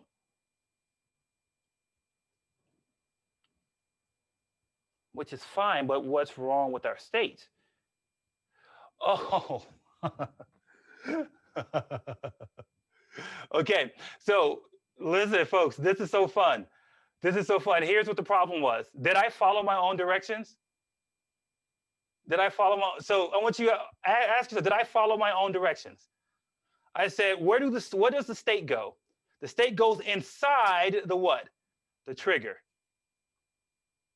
Where was the state? Clearly outside of the trigger. Follow your own directions. There you go. Let's go. Bringing it back. Love that. Okay, there you go. Thumbs up. That was a good fight. Yeah, there we go. All right, friends. For the moment we've all been waiting for, with bated breath, introducing our animation. Let's go. Well, love that. For sticking with us during this time and being so patient and so kind. I can see the chat. You folks are amazing. You know what? High five again. That's for you. Okay, awesome. Now that we've figured out what the actual problem was, now we can break it down. So the trigger has to encompass the state and the transitions, because the only thing that goes here is what? Other triggers. So that's where you go. All right, so you got trigger, we got our state. So you go from any state to blue, it takes 700 milliseconds. But let's get more specific. Let's get fancier here. Okay, let's get fancier here. We can do this. We'll say it takes 500 milliseconds, but I also want to ease in. Okay? Now as we ease in, the animation is a little bit smoother. Okay? So our animation is a little bit smoother than before. So I want to reset so you can see it again. A little bit smoother. And make it even faster, we can do something like 100 milliseconds, ease in, and then we can keep it going. Okay, so now we have that nice, smooth animation. All right.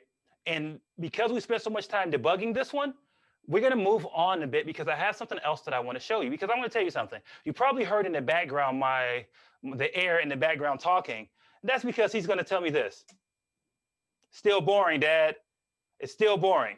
All right. You might have made this animation, this color is still boring. I'm not delighted. He just said that right now. That's what he was trying to tell me from the background. Okay, so let's see if we can make this more delightful. So let me show you a different application that we're gonna start up.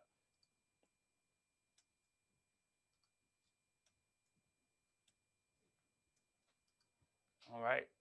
And I will tell you the best thing that I can say that we experience right now is that working with people who can actually unmute themselves, and this isn't like a one-way conversation, literally like kept me calm in this moment as things were totally falling apart this demo. So thank you to the NG Heidelberg team for just being so amazing. You folks are phenomenal. All right, so let's do an NG serve on this application. All right, let's close up this stuff.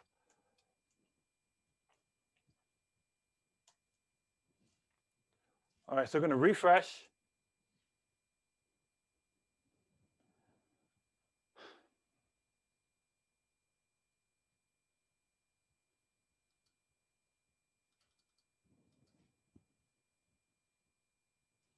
Wait, that was part of the joke. Hold on. Okay, here we go. Let me refresh this thing again. So our page is loading, loading, loading. There you go.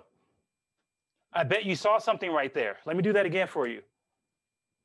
I go to this URL, and it's taking a while to do it. It's taking a while to load. What is that? Type that in the chat. What have we found right in this moment? Did we just find an OTD? Did we just find an opportunity to delight our users? I think we did. High five. So here's what happened.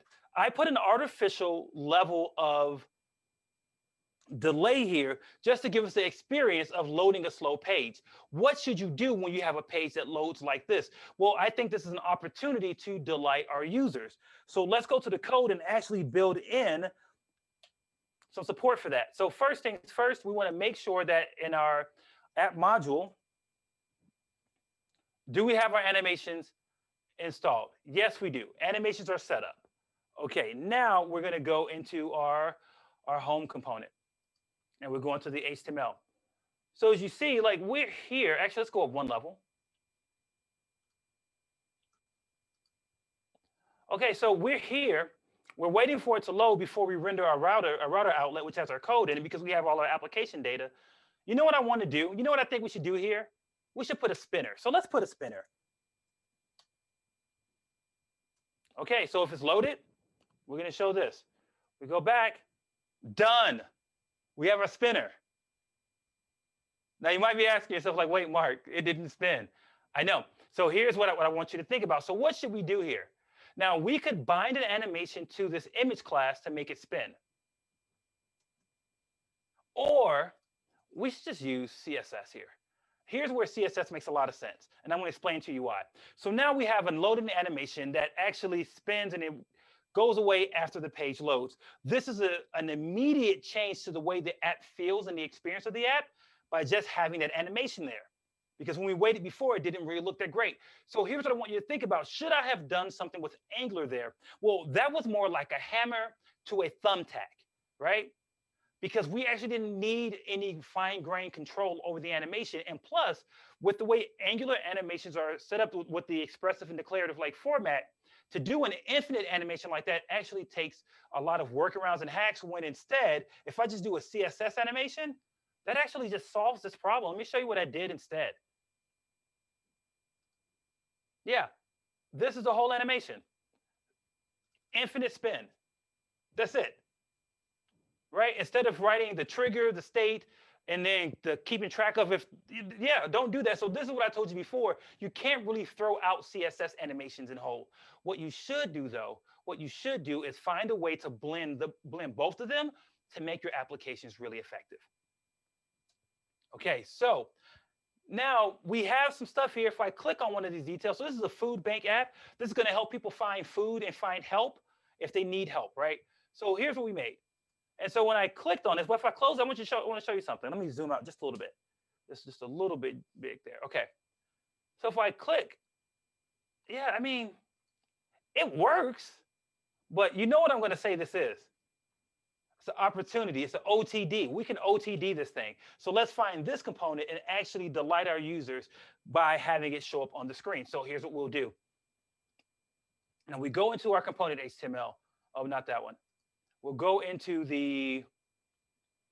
this is in our home component. Okay, so here's all of our stuff that we have here.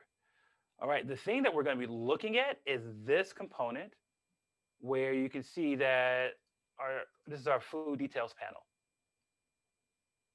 You know what I want to do? I want to bind an animation, something that just says fade in.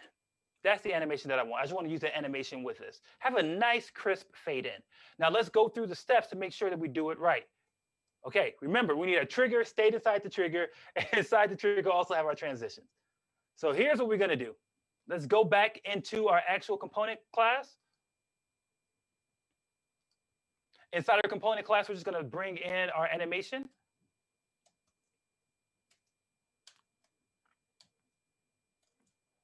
And then we're going to define our trigger here.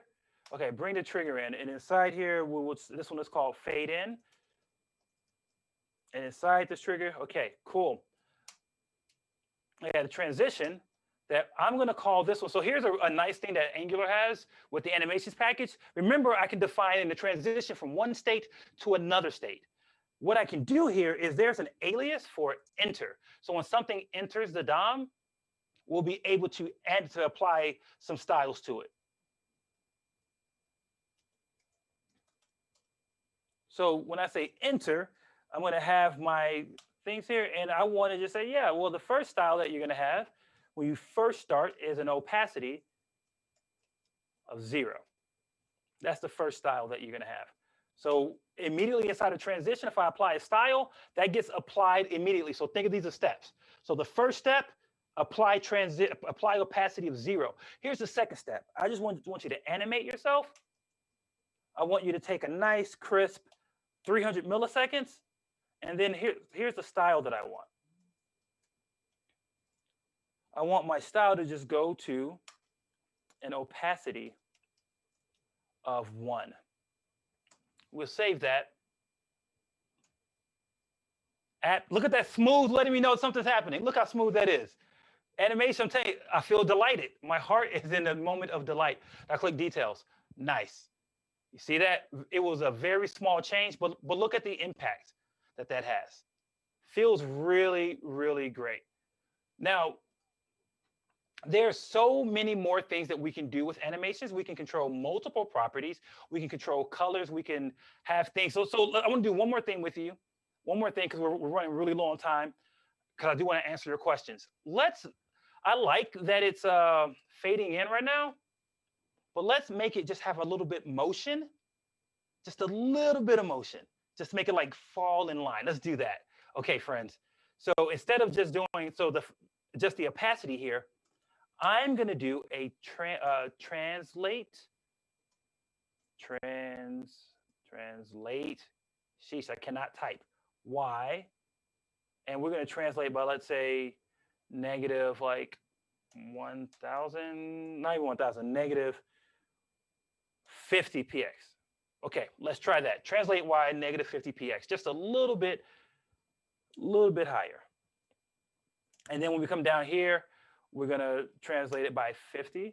And I think that should bring us into the right smooth look that we want. Oh, I feel good, look at that. See, every time you see it, doesn't make you smile because you know something's happening. And we broke it. That's not how you do that. Maybe translate y is not, Bill said provide information, translate y. Yeah, translate y is not a trigger. So I wonder if it's translate. Oh, that's a good question. Let me see real quick. What could that one be? Look in the chat. In the chat. It's the transform. Transform, not translate. Yeah, thanks to Johannes for posting it in the chat. Okay, that's what it is. Not. So this is just transform. Transform y? No. No, I can't see the chat. Oh, sorry. It's the property is called transform, and the value is translate y, and in the value use translate y as a function. There we go. There we go. Thank you for that. Yeah. Thanks to Johannes Fuchs for answering it. Yeah, thank you, thank you, thank you. Okay, cool. So now we can unbreak this. Looking good. Feeling great. Okay. Whew, almost. We just overshot a little bit. We just overshot it a little bit. But you know what we need to do is instead of translate 50, translate 0, right? Because I think that should make sense to go back to just your start position. So I don't want you to translate anywhere. Okay, let's try that again. So we'll close it. Oh, wait, I got to save it. Save. Okay, there we go. There we go. And then we save this. All right, ready? Let's try it. Look at that. That was crisp, but you know what? It felt a little robotic, right? It felt like, yeah, I'm here, but like a little robotic, like a conveyor belt. In animation, we can get more specific. So remember, I told you, I can turn this into a string, and this is 300 milliseconds, and then I want to say ease, let's say ease out.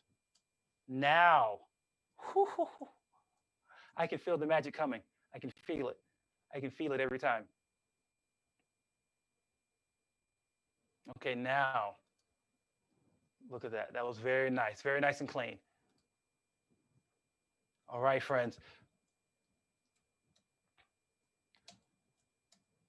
So here's what's next. So we have worked on animation and we spent some time doing that stuff, which is great. So Angular, like I said, has a lot of really great support for animations. And with this new ARM knowledge, now you know about sculling, you know about animations. Well, what should you do from here? What's next on this tour? Well, I want you to go build great apps. That's the next thing to do. Okay, friends, thank you.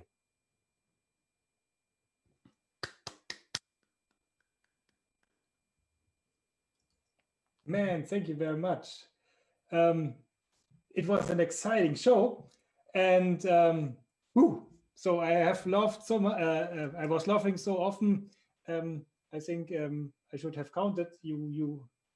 It's the most funniest talk we have since ever. Thank you very much. And I think Christian has already prepared some questions, right? Yes, I already have prepared some questions, and I will start with the first one.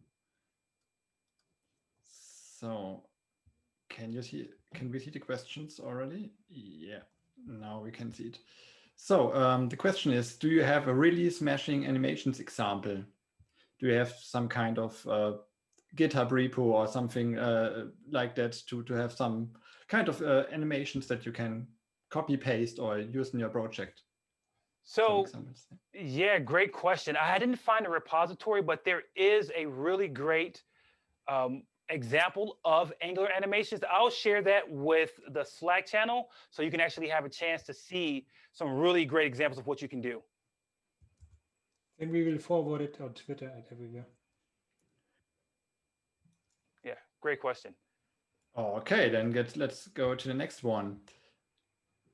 The question is, I always found animations hard to grasp. Can you recommend any resource to learn using Angular animations properly? So it's kind of related, but maybe more to the docs or something like this.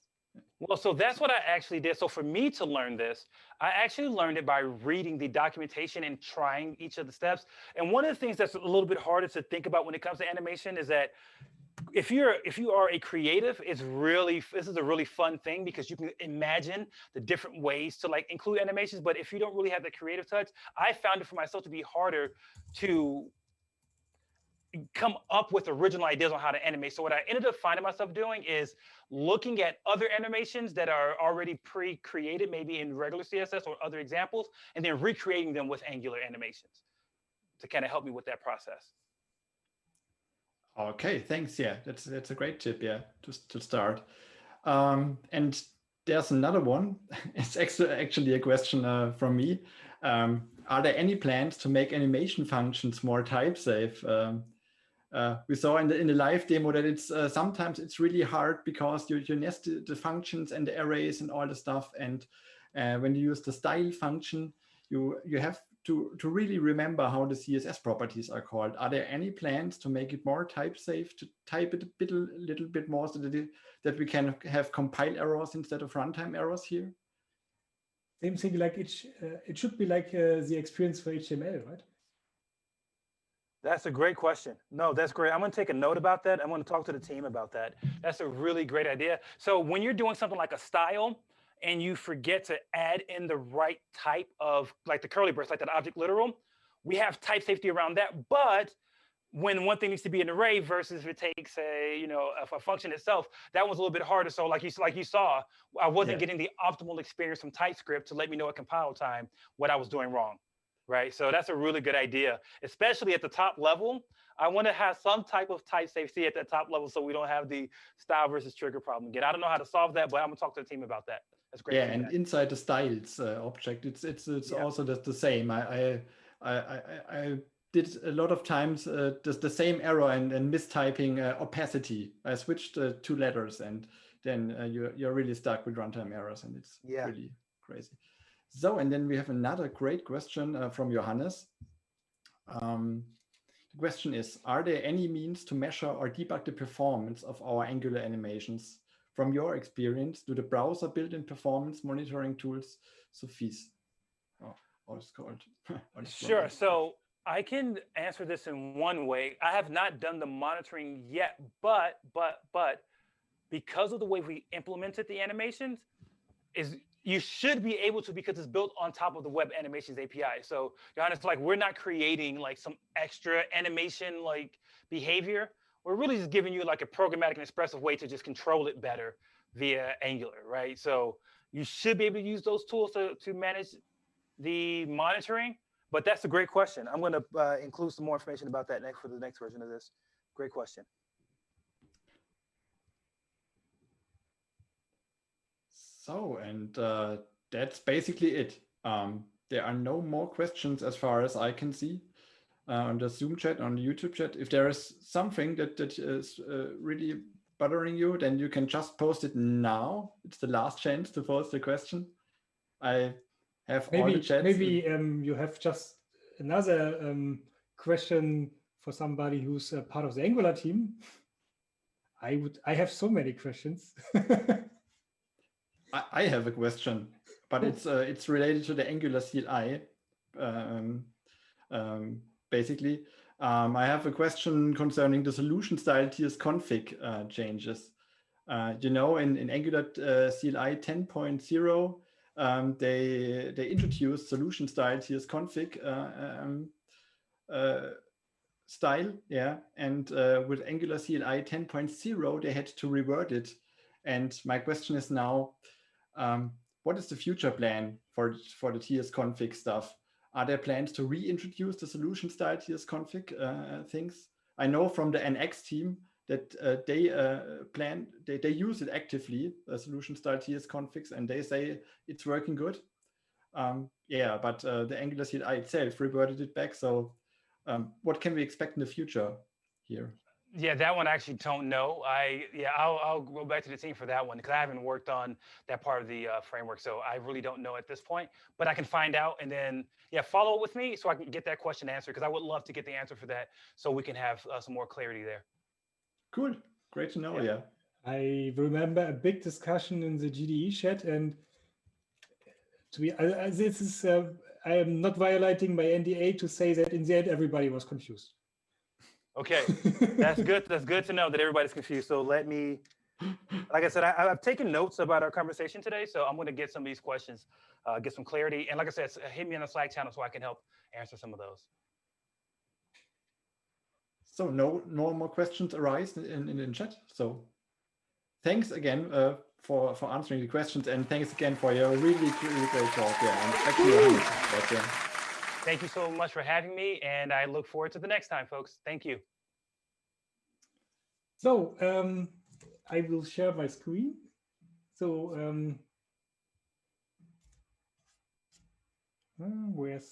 now I was unprepared because It was such an amazing talk.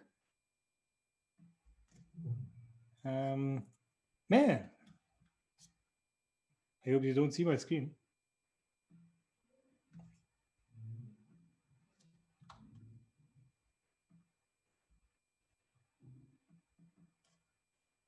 So thank you everybody for being part of the show again. We will not close the Zoom chat now. We will have some time to just chat and enjoy the rest of the evening. But for everybody who wants to do something else, I would like to remember to you that we will have another NG Heidelberg meetup in December. Please be prepared. We will post very soon a link to the form to apply for the talks. Everybody's invited because, come on, 10 minutes, that's not much. Everybody everybody has an interesting topic, and I would like to see a lot of talks and a lot of CFP submissions so that we will have next time a really huge amount of talks about all kind of different topics. It mustn't be directly related to Angular. It could be also something like building stuff, like we have, for example, one talk already about promises. So everything which is related to Angular and web development is welcome for the next Angular Heidelberg meetup. And once again, I thank both speakers for their great talks. Thanks to Frosty and thank you, Mark, for being here. And yes, we will stop the recording now, but please stay in the line. Please stay in the chat.